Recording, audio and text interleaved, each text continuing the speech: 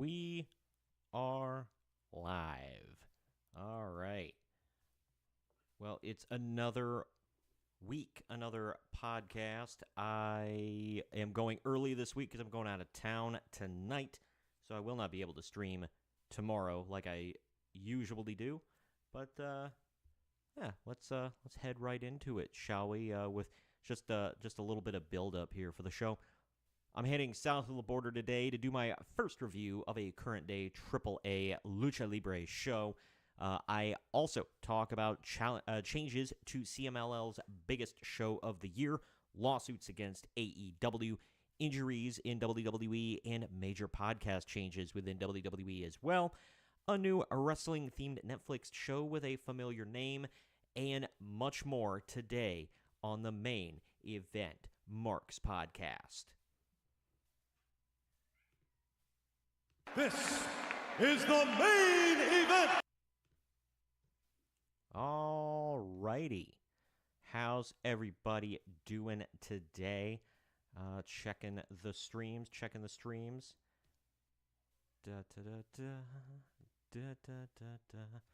Are we live on the book face? On the Facebook? We are live on the Facebook. The book face. What is up, everybody? They do not let me. Oh, that's why. Okay. So I was just checking everything out. We are up and running. I have shared on X. Let's see if I can get that sharing around here.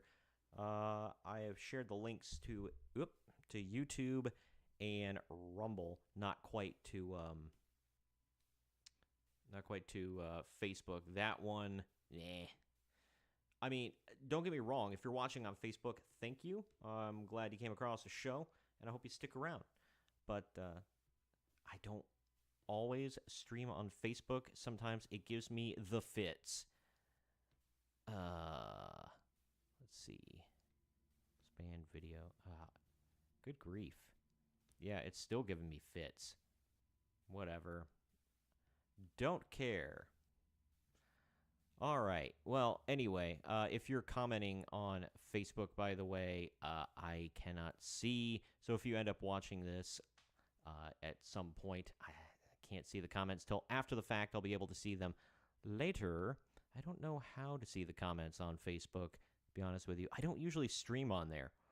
So either way, but thank you for tuning in. We're going to be talking a bit about AAA Triplemania Regia.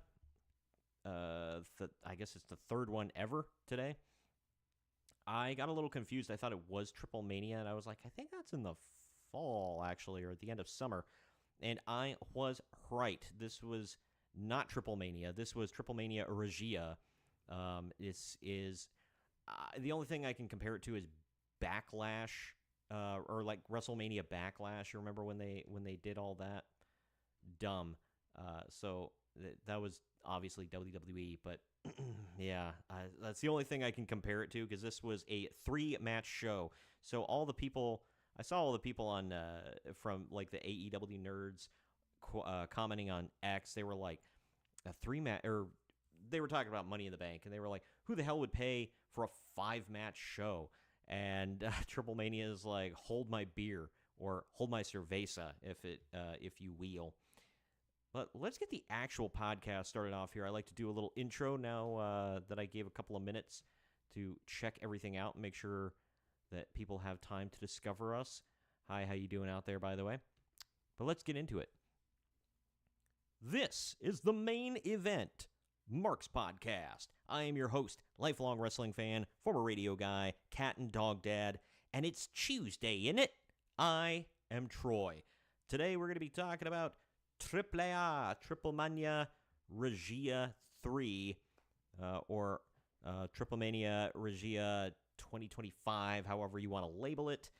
It was a show. I have not watched a live lucha show. I guess if you want to count Worlds Collide, that was kind of, it was WWE X, AAA.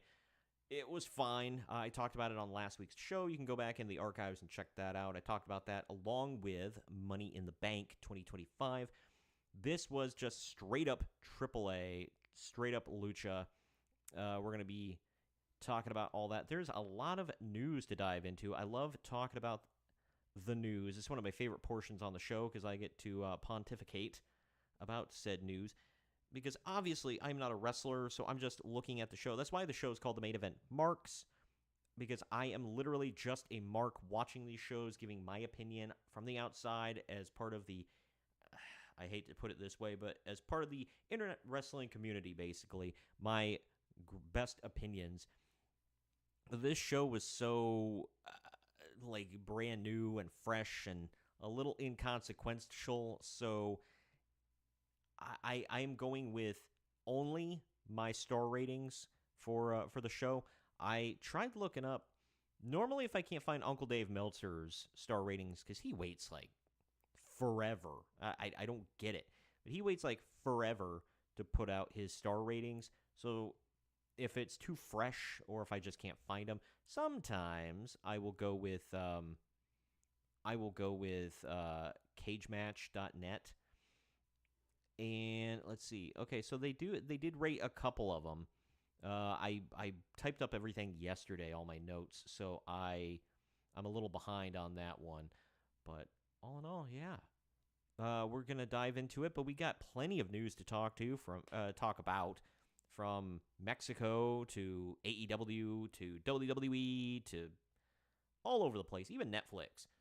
We got a Netflix show that's going to be coming out with a familiar name you might recognize, but it's not about what you might think. But let's dive into it, shall we? The news and notes. CMLL has officially announced that Commander is out of Fantastica Mania in Mexico 2025 due to a significant knee injury sustained during a rope walk at a June 8th event in Oaxaca. Oaxaca. I don't know. I can't pronounce that. I didn't. That doesn't even look like a real name of a town. Oaxaca.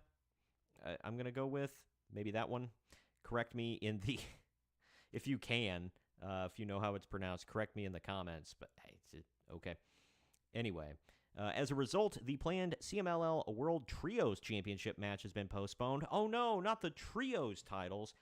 And the main event has been changed to a tag bout featuring Místico and Máscara Dorada versus Bandito and Hologram, with Neon now facing Kevin Knight in a lightning match. What the F is a lightning match?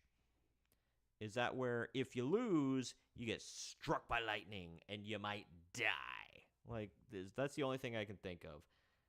Like, an Inferno match is pretty easy because you can, light the ring on fire and all that. Lightning is a little harder to control. Is it just like an electrified something or other and they're calling it lightning match? All right, it sounds really mud show indie, whatever. But, I mean, it is Mexico. CMLL is supposed to be super professional, though. They're the ones teaming with AEW now. They're setting up interpromotional matches. Oh, I saw something about Mercedes Moné is coming for their women's title. Yay. So she's going to have, a 10th belt to carry around and be like, look at me. I never lose. WWE sucks because they didn't put all the belts on me all the time. I can't stand Mercedes Moné. Everybody, sucks her butt. Oh, she's one of the greatest women's wrestlers of all time. She's fine. All right. She's good.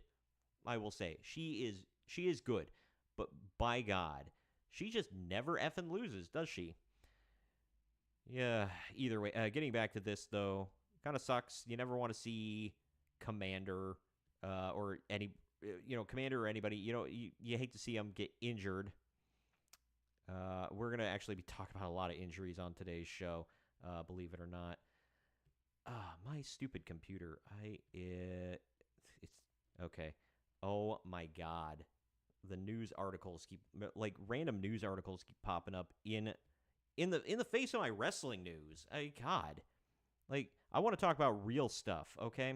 Not life and death situations. Speaking of which, Getting to AEW, though, the biggest story out of there is nuts. A civil lawsuit filed in Michigan accuses AEW star Jon Moxley of deviating from the script during a 2023 episode of Dynamite and injuring a production team member, Christopher Dispenza. Okay. The suit alleges that during a May 10th steel cage match, don't want to confuse it with, another kind of cage. Moxley shoved Dispenza, who was working for the venue, not AEW, causing serious injuries to his spine and shoulder that required surgery. How hard did you shove the man, and how old is he? My God, Mox. You injured his spine and shoulder so bad that he needs surgery. Yikes. Dispenza claims that he was not warned about any physical involvement in the show and is seeking damages for medical expenses, lost wages, and emotional distress. You always tack on the emotional distress, But anyway, the lawsuit also faults AEW for negligence, citing Moxley's alleged history of unpredictability. Neither AEW nor Moxley have commented publicly. So, as a heel, this is probably not a bad thing to happen to him, I'll say. As a, just as a person, for AEW, this is bad. And for Moxley, as a human being outside of the wrestling business, this is not good. You never want to be sued. Why would you put your hands on, staff, especially if you don't think they work for you? He doesn't, you could say, oh, well, he didn't know that he didn't work for AEW. Maybe. Even then, if you don't know, just don't do it, man. Why are you going around just hitting people or shoving people that aren't a part of the show, allegedly? Either way, AEW won a court ruling directing a 2024 lawsuit filed by announcer Kevin Kelly and the Tate twins, who were known as The Boys, by the way. Dalton Castle's The Boys, not the Prime Video show. Anyway, to proceed through arbitration as mandated by their contracts. While the judge denied AEW's request to dismiss the lawsuit entirely, the case was put on hold as arbitration moved forward with updated requirements required every 90 days. The suit includes defamation claims related to comments about no-shows and allegations of AEW misclassifying talent as independent contractors. This is AEW's second arbitration case this year, following a similar ruling involving Ryan Nemeth. I forgot about that one. Man, are they becoming the new WCW? And where they're just everybody's coming after him. You fired me? I'm suing you. And let's see if Tony Khan and Shad Khan. Let's see if they if they just settle everything out of court. Because the one thing I learned from Eric Bischoff listening to his 83 Weeks podcast, as he talked about the massive amounts of every time WCW fired anybody at all for any reason, they would sue them. And it would hardly ever go to court because they would settle. And if the talent knew that if it was below a certain threshold, if you sue for I don't know, $200,000 or whatever, I can't remember the exact number. But Turner Broadcasting would be like, we want this to go away. We'll just give them the money and go away. So that's why most of the stuff didn't go to court. That's why a lot of the WWF lawsuits, the copyright stuff that they filed, didn't go to court. Because some of it they did have a point with. Some of it, the Avalanche, where they sued them over calling John Tenta the Avalanche. Well, it's another natural disaster, so it can kind of be like an earthquake. Give me a break. F off with that one, man. That's so stupid. And then all over the world today, you see that happening everywhere. Even to the point of where it's you just change the spelling of your name. And look at Penta. He's had 500 names that are very similar. He wears the same outfit everywhere he goes. Because let me see, he was Pentagon Jr., Pentagon Dark, Penta L0M, and now just Penta. I may have missed some in there somewhere. He's like the luchador version of Brutus the Effin' Barber Beefcake, only talented. And people don't hate him either way. But yeah, Kevin Kelly, for those that don't know, I don't know what the deal is with the boys, like why they're suing wrongful termination. Like, dude, nobody cared about the boys. All right, the Tate twins, whatever. Kevin Kelly got fired because allegedly what he had said was Ian Riccaboni heard Kevin Kelly talking about that movie Sound of Freedom or whatever about I need to be careful with my words here on YouTube, but trafficking of the young ones, and like Kevin Kelly was just like talking about it or something like that, and Ian Riccaboni apparently got offended, saying that that Kevin was part of that QAnon bullcrap, and he was a conspiracy theorist or whatever, and he ran to management and tattled on him, and next thing you know, he's like fired. So I don't know, but Kevin Kelly may, depending on the evidence he has here, Kevin Kelly may have a gripe, and that may go somewhere. I don't think the Ryan Nemeth one went anywhere. He may have got some money. Speaking of him, he's still pretending to be his brother and following around Big Bro to Mexico now. So we'll talk about him on the show. Sticking with AEW, though, former AEW World Tag Team Champions Private Party, Mark Quinn and Isaiah Cassidy, may be leaving AEW soon as their contracts are set to expire shortly. Since losing their titles to the Hurt Syndicate in January 2025, they haven't appeared on AEW or Ring of Honor TV, with only a March appearance in House of Glory. AEW has not confirmed if they plan to re-sign the duo, who were part of AEW's earliest events. If they depart, they will join several other talents with upcoming contract expirations. Yeah, so I saw the list. Every time... This is not like the WWE releases, where every time you see, there's a mass exodus, people are WWE is like cutting a ton of people. They do their, I hate to word it this way with, people's livelihoods, but it's basically their spring cleaning of their roster. They just cut a ton of people every year. And sometimes they do a bunch, then they wait a little bit, they do a couple more. They did that recently. But the speculations all roll out. Ooh, where's this one going?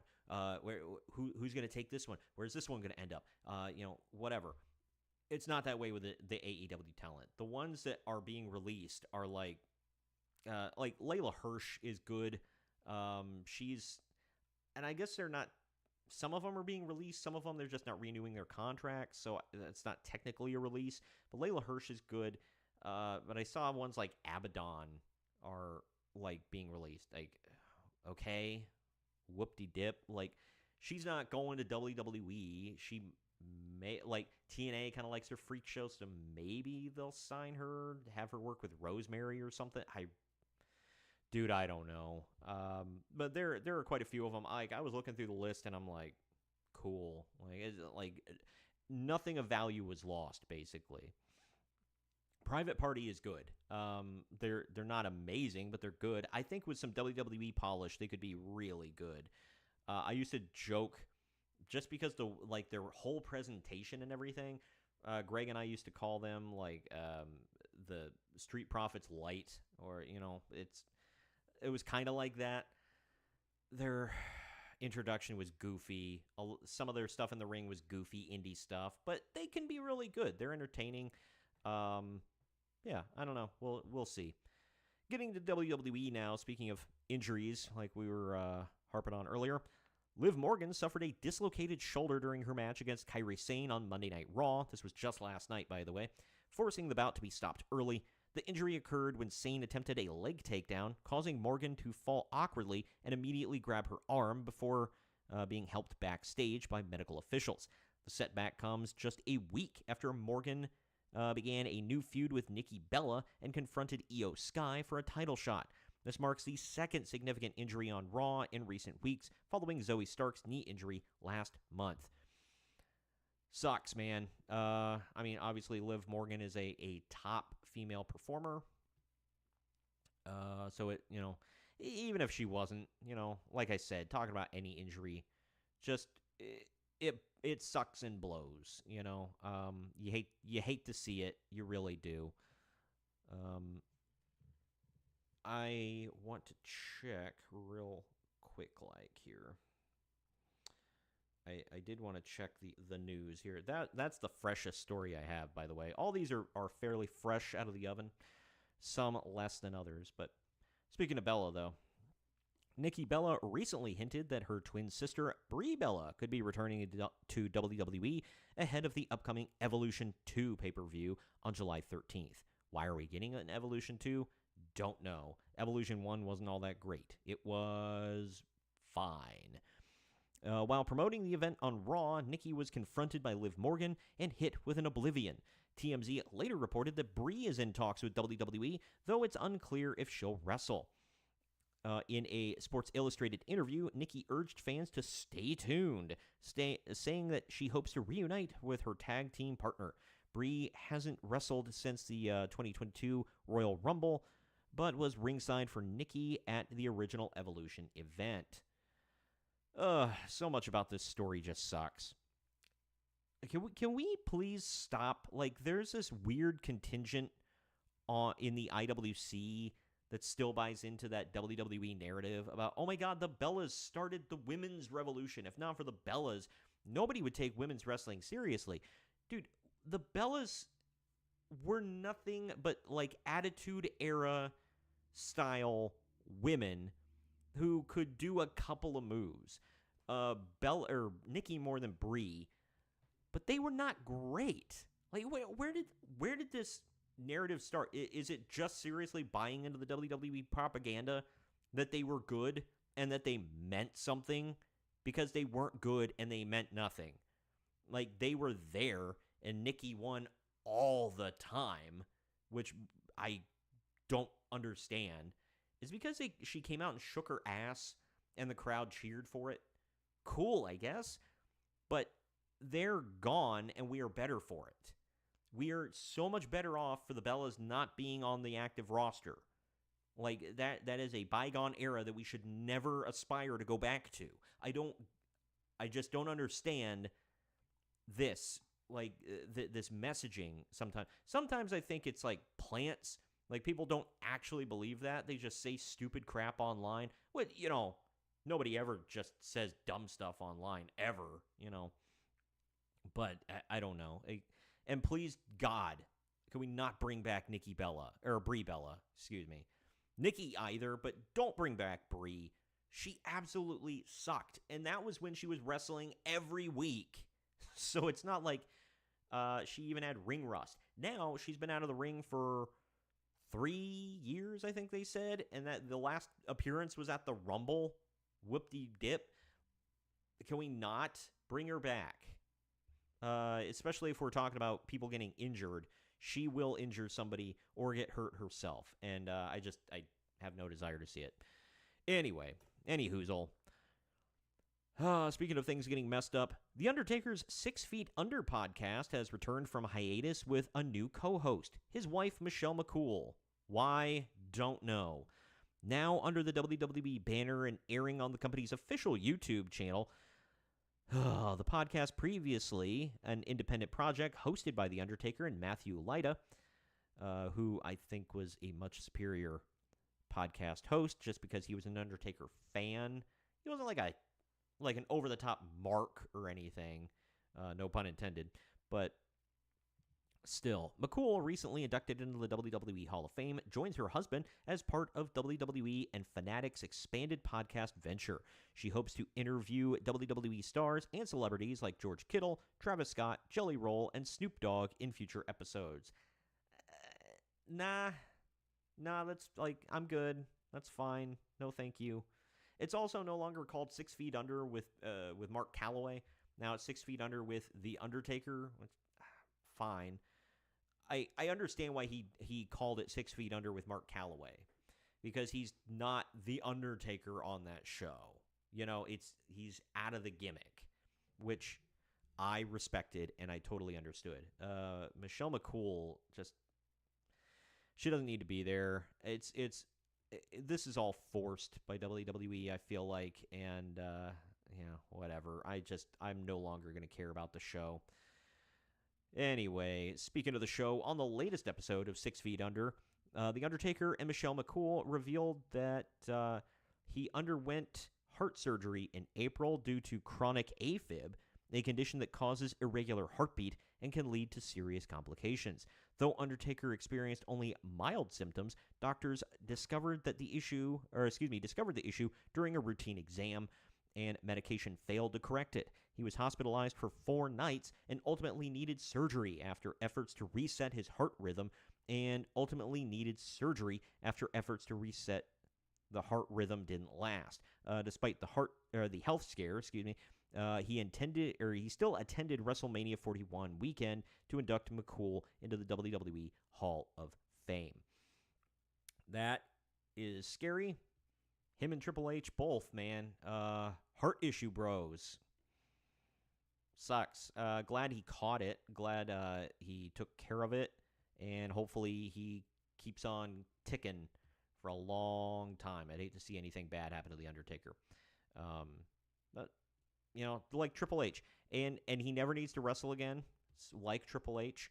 I recently had a post about this I replied to Kyle from the Apron Bump podcast on X. You can follow me on X, by the way, up here. It's at @marks_on_media. But anyway, he said something about Triple H just being aggressively average, whatever, in most of his matches being boring. And I responded to it something about, like, I don't understand this. That's another take on Triple H. I just don't understand, and I don't get that. I feel like it started in the last couple of years, and I even said in the message, I'm like, I don't know if this... And in fairness to Kyle, he said it was like the vast majority of his matches were boring. But I don't agree with that either. He had a lot of good classic matches. Was he boring from time to time? Yeah, sure. I mean, his style lent to being boring. Ric Flair had some boring matches too. And don't get me wrong, no, Triple H is not Ric Flair, but just saying that kind of style can lend itself to being boring from time to time. But he had a lot of classics, and he had a lot of really good Raw matches. I feel like he was super predictable, though. That was my major problem with him, is his predictability, especially the finishes. Like, when he was in his Reign of Terror, it was the same thing every week. He comes out for like a 20-minute promo to start Raw, so he takes away like a fourth of the time for Raw, and then like he gets in this feud. He's made to look stupid every once in a while. Then he gets one up on the guy, gets some heat on him, like at the Go Home show, and then he gets to the pay-per-view for the world title, and Triple H beats him with a sledgehammer, or with Ric Flair and the sledgehammer. It was the same thing every month. So I got sick and tired of it. I apologize if any of you are hearing my dog losing her damn mind in the background, but... Okay, I think she's done. Hopefully. Nope. Anyway, moving on to the next story, though. This one, I was a little shocked. I had heard rumors, but I didn't buy into it just yet. But Hikuleo officially made his WWE debut during main event tapings ahead of Friday's SmackDown, facing Pretty Deadly's Kit Wilson. The 34-year-old IWGP Tag Team Champion used the same ring name from his New Japan Pro Wrestling run and hadn't wrestled since June of 2023. Crazy. Reports in mid-2024 indicated that he was WWE bound after finishing with New Japan Pro Wrestling, but he hadn't appeared on WWE or NXT programming until now. Hikuleo is the brother of WWE stars Tama Tonga and Tonga Loa, who are both currently sidelined due to injuries. Yeah, Hikuleo's a big mofo, by the way. We have a story about Omos here up next, actually, but I'm hoping that I'm not down on Omos like some people are. Some people really, like, Greg always called him almost, whatever. And I know that's I think that's a Cornettism. And he's not great, but I thought he was fine. Hikuleo, I haven't seen a whole lot of him in New Japan, so I can't judge. But he is part of a great wrestling family who they're doing a lot with now. So this might be Hikuleo's time to shine. We'll see. But to pop up on main event, kind of weird. I don't know. I'm assuming he's going to get involved with the bloodline thing here going on eventually. But his bros are out, so I don't know where they're going. I don't know. Do you see Tongaloa hopping in with joining Jacob's side? Because right now Solo has JC Mateo on his side. So I don't know. Even the odds, Jacob is just Jacob right now, right? He doesn't have anybody with him. Not that I know of.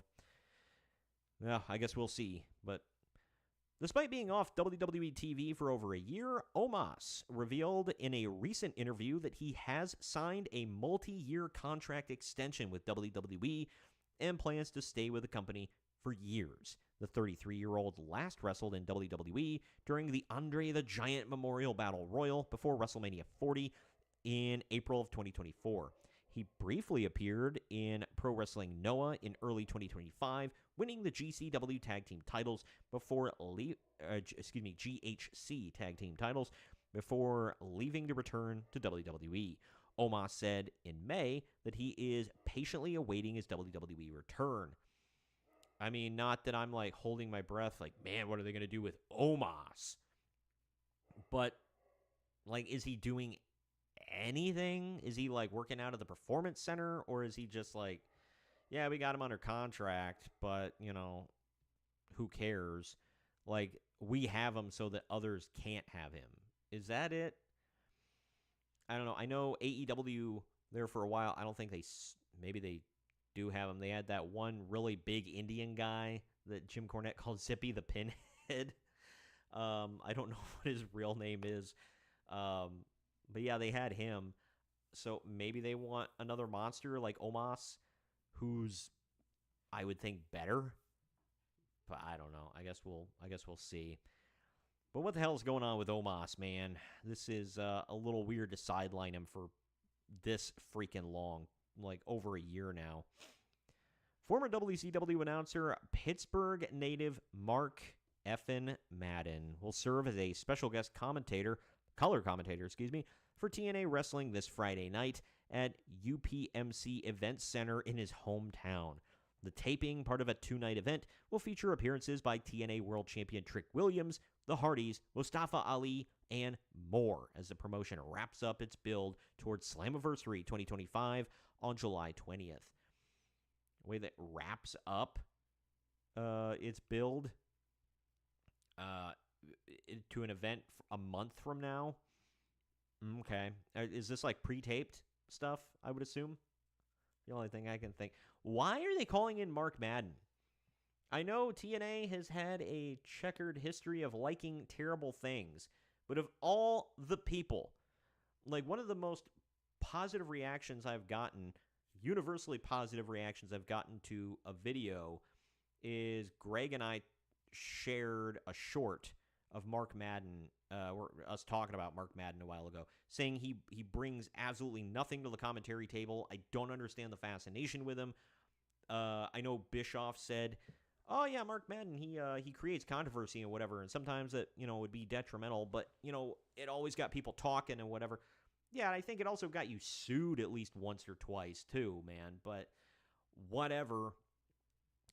Mark Madden is just a giant turd, and the fact that he looks like an emoji turd too.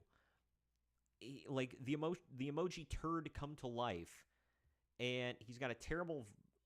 I don't like his voice. Obviously, he's had success in radio and whatever. Good for him. But I don't get it. I don't see it. And the fact that he is a Pittsburgh native and a Pittsburgh sports ball fan makes me dislike him even more.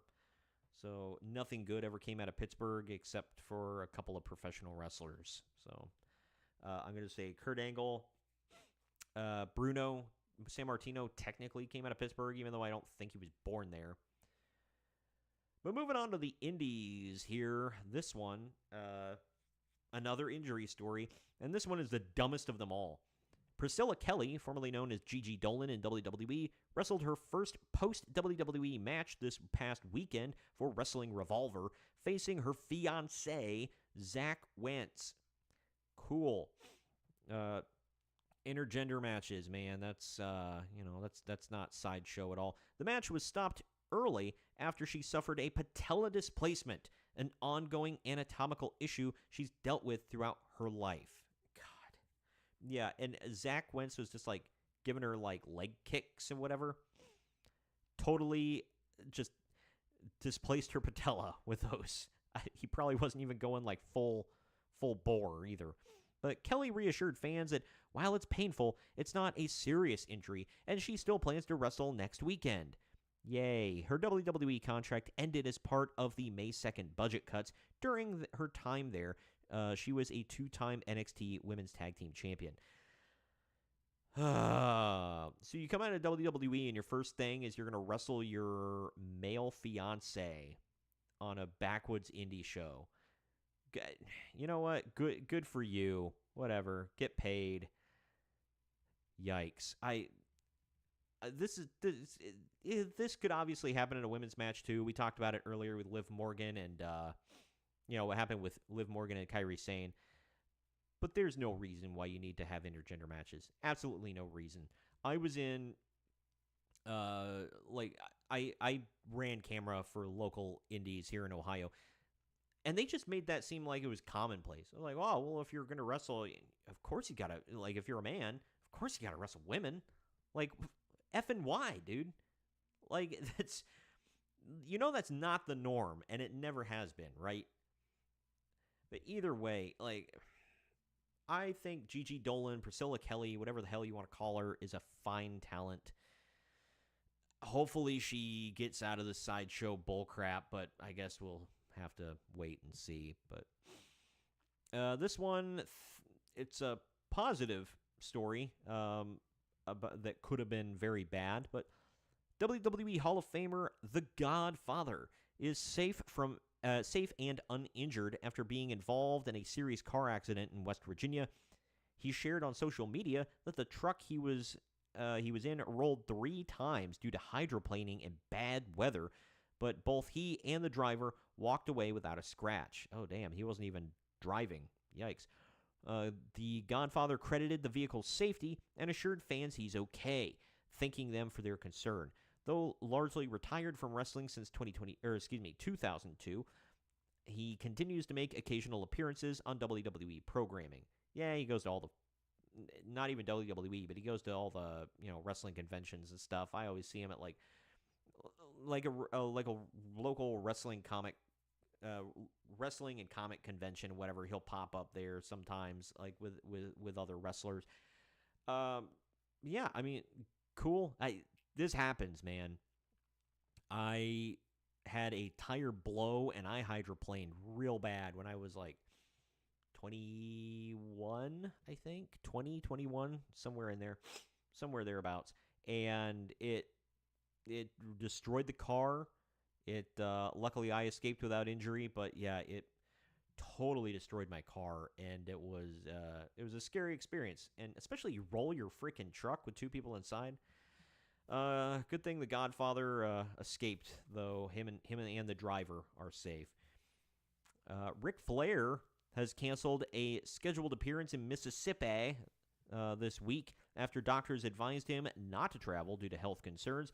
The wrestling legend recently revealed that he has been diagnosed with melanoma, a serious form of skin cancer, marking his second skin cancer diagnosis in 3 years. Flair apologized to fans via social media and emphasized the importance of prioritizing his health. He last appeared on AEW programming in May during a tribute to his late friend Steve Mongo McMichael. Well, he's just faking this for attention. He's always looking for attention, that Ric Flair. I'm being facetious. Obviously, he's not. This is real. I'm saying that because when Jim Ross announced that he had cancer and needed surgery, Ric Flair instantly went, "Oh, that Jim Ross always looking for attention." Like, what the frick? Hold on, I gotta yell at my dog.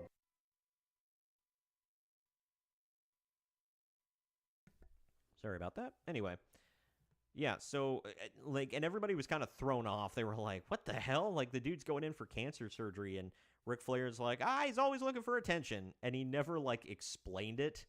It was just like, kicked it.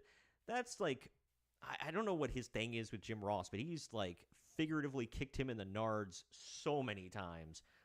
Remember when he got him fired because he showed up and everybody was like, oh, well, Reed just passed away, which, yeah, sure, whatever. But he showed up to this WWE 2K event just, like, blitzed out of his mind, as sloppy drunk. And I guess JR was his handler, and he couldn't keep the booze out of his hand, apparently. He didn't physically walk up and slap the bottle out of his hand.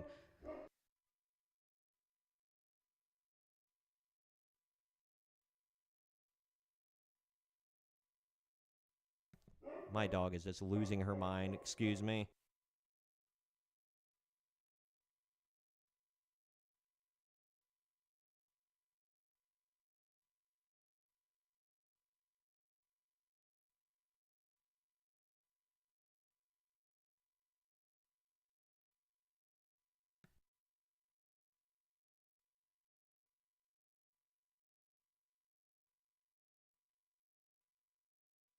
Shut up! No!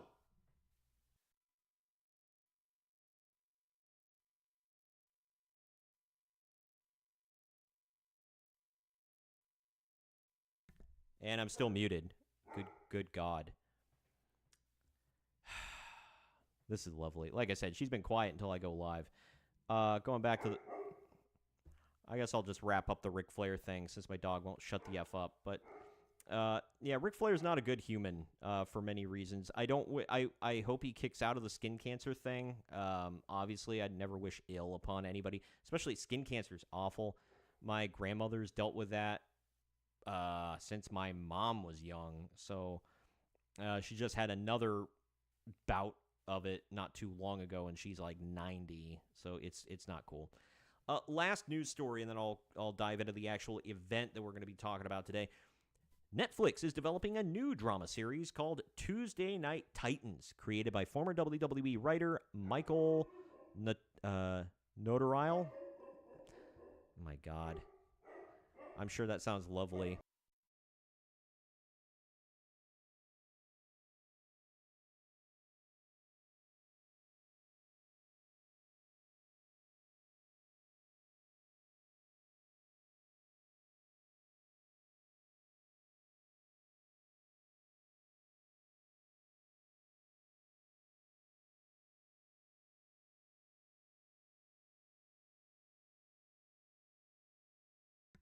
Okay, let me start that story over again so you can actually understand what the hell I'm saying over the dog barking. Good God. Anyway, Netflix is developing a new drama series called Tuesday Night Titans, created by former WWE writer Michael Notarile and Notarile. Either way. And executive produced by director John M. Chu. The show centers on a writer who recruits her estranged childhood friend, a struggling indie wrestler, to join a major wrestling company, exploring their personal and professional battles in a world where wrestling's staged reality blurs into real life. Okay. Though sharing its name with the classic WWE talk show, the series is unrelated. Meanwhile, fans and CM Punk are pushing for a third season of the wrestling drama Heels on Netflix after its cancellation by Starz.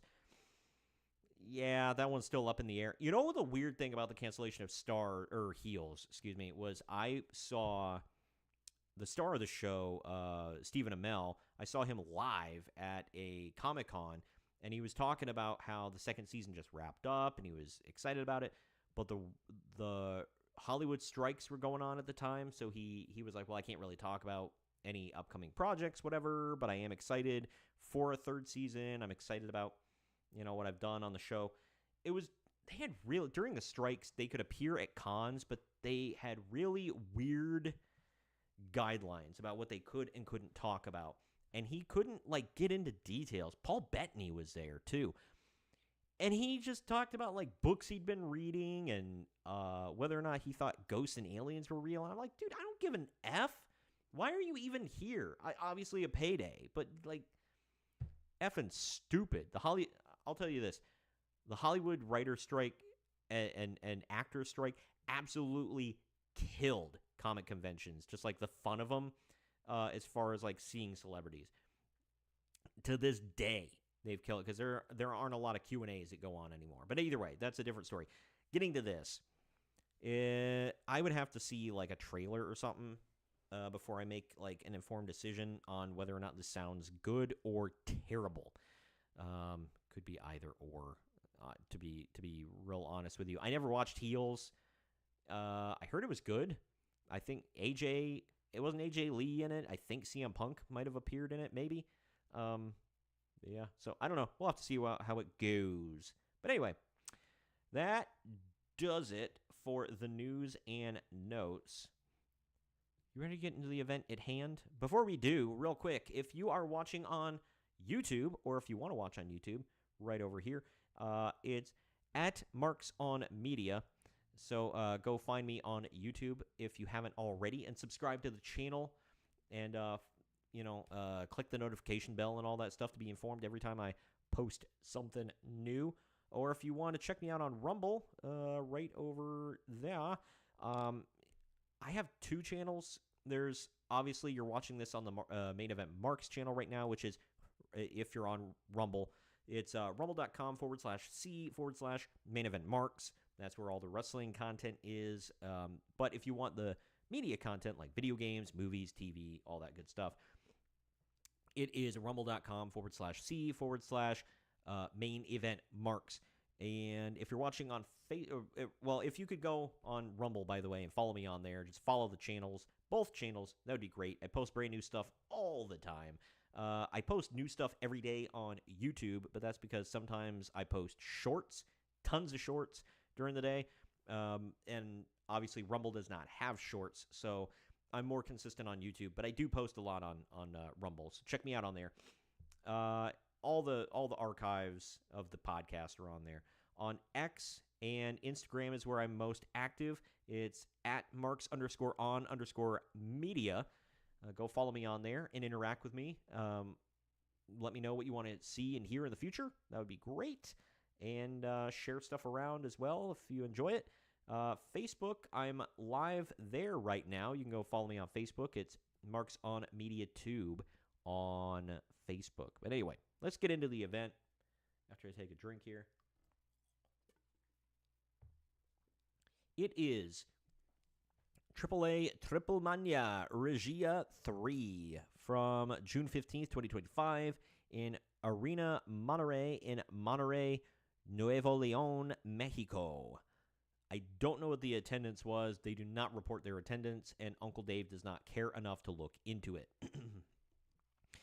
But we get a play-up package to start the show, showing how we got to this event. I had no idea that Latin Lover was an authority figure in AAA, by the way. So, today I learned. TIL. A video then shows Blue Demon Jr. apparently talking about how awesome Mexico is. That's what I got out of it anyway. We see footage of soccer, museums, rock climbing, food, and more. We're also being introduced to the event by the ring announcers, who I don't know their names. I never got the names of the ring announcers. Everything was in Spanish. They do not do good with their lower thirds on this show, so whatever. Either way, we now see a bunch of different talents coming into the arena. Alberto is actually with his dad, Dos Caras, and his brother. Once in the arena, two announcers paid tribute to the passing of Virginia Herrada Rea, the mother of Maricela Pena, who is the president of AAA. I wanted to look one thing up here really quickly. Brother. I'm assuming that's his brother. Maybe his cousin? Yeah, okay. It is his brother. El Hijo de Dos Caras. Makes sense. Anyway, because Alberto, for those that don't know, Alberto El Patron, a.k.a. Alberto Del Rio, whatever the hell you want to call him, was Dos Caras Jr. For a while. But getting to this here, we now do our usual tribute to Antonio Peña and Joaquin Roldan, to the men who started AAA. They do this on, like, pretty much all their pay-per-views, where they'll bring, like, wrestlers will bring, like, banners with their pictures on them out, and then they have an urn that they hand to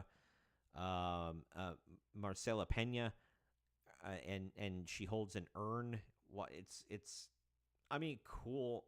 Mexicans are very big about paying tribute to the dead, like very in over-the-top ways, and they do this with Antonio Peña quite a bit, and Joaquin Roldan as well. But either way, I thought Conan was about to come out because Eye of the Tiger starts playing. That was his theme for like ever in Mexico. Apparently, they stole it. I don't know the story behind it. But as they're playing Eye of the Tiger, a stretch Hummer pulls up backstage, and out of that Hummer steps El Macias, Dorian Roldan, who is the son of Joaquin, JBL, and a couple of other luchadors that I don't know. Roldan comes to the ring and says, "Welcome to the house of Dorian Roldan." He then says that Los Angeles is not for AAA. Mexico is for AAA because, you know, they just had Worlds Collide in LA. Also, Latin Lover is not here tonight.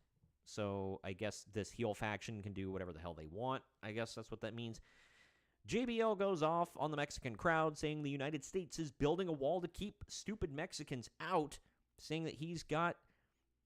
he is now the lucha hunter, and he's superior to all of the luchadors. Roldan goes on about the various title matches tonight. To be honest, I didn't have a translation, or like a good translation for what the hell he was saying, and I don't speak Spanish.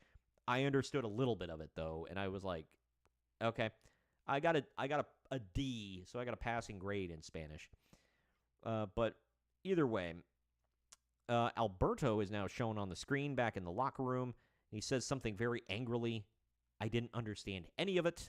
But Roldan and company seemed like, I don't know if worried is the right word. I couldn't make out, like, between what he was saying and how they were, like, their facial expressions. I'm like, I don't know what's going on.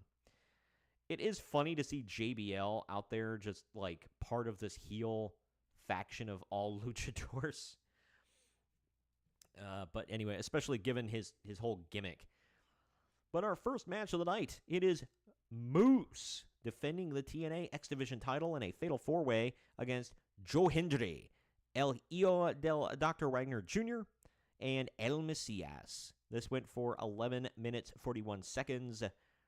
Joe Hendry got a remake of his theme in Spanish, and he added some mariachi music in there, so that was funny. I don't want to hear the nerds whining about advertisements on WWE mats ever again, unless they're also going to criticize Mexico for literally covering their entire mat in an advertisement and also playing commercials on the big screen throughout the match. It was very distracting. But the match ends when Macias kicks Wagner right between the legs, gets tossed out of the ring, Moose spears Wagner, and gets the pin to retain the title. I gave it 2.5 stars. It was a fine match, not a great match. It was what it was. And it looks like CageMatch.net agrees with me. They give it about a 2.5 stars as well. It was fine. Not fantastic. Not fantastico. It was all right. I expected more out of these four, and I was a little let down, to be quite honest with you. But El Hijo del Dr. Wagner Jr. tackles El Macias after the match as they brawl until being held apart by officials. Wagner chases Macias up the stage and gets thrown off of it by Macias into the abyss. Not the wrestler. I mean the actual Black Abyss. We now get a commercial for WWE Super Shows in Mexico City and Monterrey on July 26th and 27th. I'm assuming they're going to run Mexico a lot more now because of their affiliation with AAA. Up next, it is a AAA Tag Team Titles match between let's see, 1, 2, 3, 4 teams. So it's a fatal 4-way tag team titles match here. I forgot to mention that. It's a Nueva Generación Dinamita, which is NGD. It's Sansón and Forastero. Okay, they're the champions, taking on Legado del Fantasma, Berto and Angel, versus Nick and Ryan Nemeth. One of these guys is good, and the other is just kind of there. And they're taking on the team of Pagano and Psycho Clown. This goes just shy of 17 minutes. So the lighting absolutely sucks during this match. It goes from like yellow and like too bright to blue, and you can hardly see anything, to turning off. At one point I thought half the lights went out because it was dark as hell. The lights absolutely suck. This looked terrible on TV. The Nemeths are wearing American-themed tights, which is kind of funny. For some unknown reason, Pagano is super over. I don't get it. He sucks. NGD are the sons of CN Karas, by the way. So both of their masks are, they look like CN Karas' masks. I don't get the names. Like, I would have to do some research. I know there's lore that goes into Lucha Libre, so I'd have to look into it. But anyway, this one was chaos almost all the way through. NGD brings in a board and 4 chairs, making a makeshift table. Don't ask why they didn't just get a table. But it backfires, and Psycho Clown puts one of them through it with a Spanish fly off the top. No, I can't tell the difference between the members of NGD. But either way, Legado del Fantasma ends up winning by pinning one of the members of NGD with a double press slam bomb. That was pretty cool, unexpected from me. I gave it trace stars. It was pretty entertaining, chaotic for sure, but it was fine. Cage match, gave it about 2.5. I gave it 3. I almost gave it 2.5. It was okay. Entertaining. I also bumped it up for the surprise finish. I did not expect Legado del Fantasma to win this at all. But they pulled off good victory. I appreciated it. But after the match, they approach Maricela Pena, who hands over the AAA tag team titles. They hug her, they thank her, and then they leave. So some respect being shown there. Cool stuff by Legado del Fantasma and AAA. I enjoyed it. So they'll be back. They'll take on NGD again, I'm sure, and all the other teams. But now we are already on to the main event, which goes for 26 minutes and 4 seconds. This one is El Hijo del Vikingo with his dad, Vikingo, in his corner. He is defending the AAA Mega Championship against Alberto El Patron, who has JBL and El Mesias in his corner. By the way, this is a 6 sides of steel cage match. Yes, they have a 6-sided ring in Mexico. But we get a jump start out of Alberto on this one. Mesias tosses a cane to Alberto, which he uses a lot on Vikingo. While Vikingo is climbing the cage at one point, JBL throws something in his eyes. I don't know if it was water or vodka or, whatever. But Mesias climbs up and punches Vikingo down. Mesias and JBL repeatedly stomp Vikingo to get him on, or to stop him, I should say, not stomp him, stop him from trying to get out. And they try to drag Alberto out at one point, but to no avail. They even slide a table into the cage. It's hilarious that Alberto still does that taunt where he slaps his arm and he says, see. Like, I thought it was just it started as something to mock Daniel Bryan or Bryan Danielson, and he just kept it. Cool, dude. Whatever. But I was like, wow. On the screen, we see a sports car now pull into the parking garage, and Latin Lover steps out of it. He comes to the ring to distract Alberto. Alberto and Vikingo both fall off the cage wall and through the table, which, by the way, breaks like wet cardboard. It does not break like a table. It doesn't snap. It just kind of like bends in, kind of. Never seen a wood table break like that, but, some Mexican working tables, man. Macios goes to get into the cage with a fire extinguisher, but Octagon Jr. comes out and stops him and beats him down. He climbs up and sprays the extinguisher in Alberto's face now. So Alberto's brother, who is El Hijo de Dos Caras, he beats up Octagon Jr. now and then knocks Vikingo off the door. Off the cage. I'm getting my notes mixed up. Sorry. There's a lot of chaos going on. I'm trying to keep up. But he finally gets in the cage this is Alberto's brother, El Hijo de Dos Caras. He gets in the ring, and he tries to carry Alberto through the door, but Vikingo Sr. is there, holding the door closed. Vikingo Classic.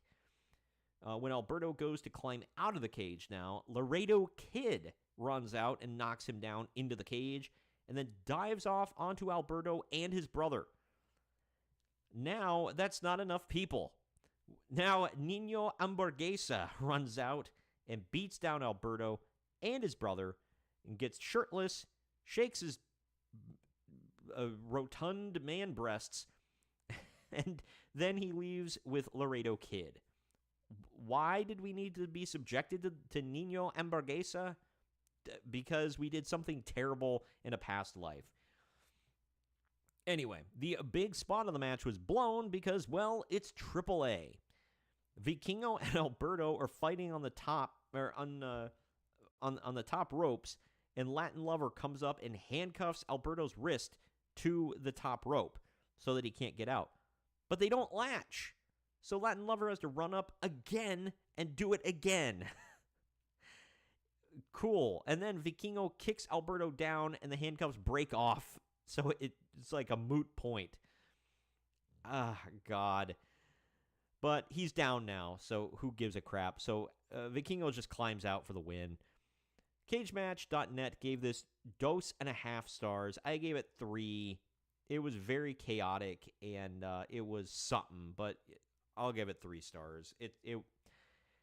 It was okay. But after the match, El Hijo del Vikingo and Laredo Kid all posed with Maricela Pena and the AAA Mega Championship.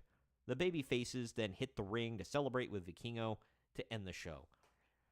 Chaos, chaos, chaos. It was like a Mexican cookout, man. Brothers, cousins, fathers, uncles, your buddy from down the street. They all got involved, and it was a mess. Final ratings here. I'm assuming that might be Alberto's send-off. His father, Dos Caras, was in the crowd. His brother, El Hijo de Dos Caras, was there, obviously. Alberto may be gone, but we'll see. But final ratings here, CageMatch.net and I both gave it a 6 out of 10. Not a great show. It was something. It was something, that's all I can say. But what did you guys think of the show? Let me know down in the comments. Send me a message. Tell me if I was dead wrong and why it was the greatest bit of lucha libre you've ever seen. Or tell me that I was wrong, I rated it too high, and it was a giant steaming pile of crap. You can do either one. I would welcome it. But that's all for me. Next week, I'm going to try to stream. What I really want to do is go over Dark Side of the Ring, because there was a lot that happened in this past season. That's only going to be part of the show, by the way, is the Dark Side of the Ring. But I really want to go over that and kind of stuff we learned, stuff that was stuff we'd want to see in the future, maybe, from Dark Side of the Ring. I just started watching the people that made Dark Side of the Ring also made something called Who Killed WCW, which I know has been talked about like 5,000 times by literally everybody, but it's still an interesting watch. And they got Ted Turner's son on the show, which looks a lot like his dad, so that's cool, I guess. He's very animated, to say the least. but I'm watching that, and I wanted to talk about the new movie Queen of the Ring. I want to talk about that because, I talked about the Iron Claw and how close it was to real life. I'm not familiar with this story, so I want to watch Queen of the Ring and kind of break it down and go over all of that. We could talk about that next week on the podcast. I would like to hear from everybody else what they would like to see, would like to hear. I know I've been going more modern lately just because it's been, I don't know, it's been more topical, and I've been trying to watch more current stuff, especially with the AAA partnership that just happened between WWE and AAA. It's harder to keep up with New Japan sometimes because they hold like a million shows, especially during the G1. So whenever they do their next big show, I'll probably watch and review it because I really do like New Japan, and I like them better than Lucha. But Lucha can be fun sometimes. But either way, next week, Dark Side of the Ring season, 6? And we'll be talking about Queen of the Ring, breaking that down, fact and fiction and whatever. I'll try to do some research into that as well. And I don't know what comes up the week after that, but we'll stick with that for now. Thank you all for joining. Real quick, as we're wrapping up, if you're watching on YouTube, please subscribe. It's youtube.com/@MarksOnMedia. If you're not watching on YouTube, if you are, definitely hit that subscribe button. If you want to watch on Rumble, either go to rumble.com/C/MarksOnMedia or Main Event Marks. Follow both of those channels. You can get all the new content. Marks on Media is just Marks on Media content. The Main Event Marks is just the wrestling content. I keep them separate on Rumble. They allow me to do that with 2 separate channels. I'm also on Facebook. I don't use it as much, but I'm live on there. It's Marks on Media Tube on Facebook. And on X and Instagram, those are where I am most frequently conversing with people and posting, and I'm most active on there. So follow me there on X or Instagram at Marks_on_media. And I'd love to talk with you, hang out with you, and all that good stuff. So hit me up on there. But anyway, that does it for today's show. Like I said, next week we'll be talking about Dark Side of the Ring and the new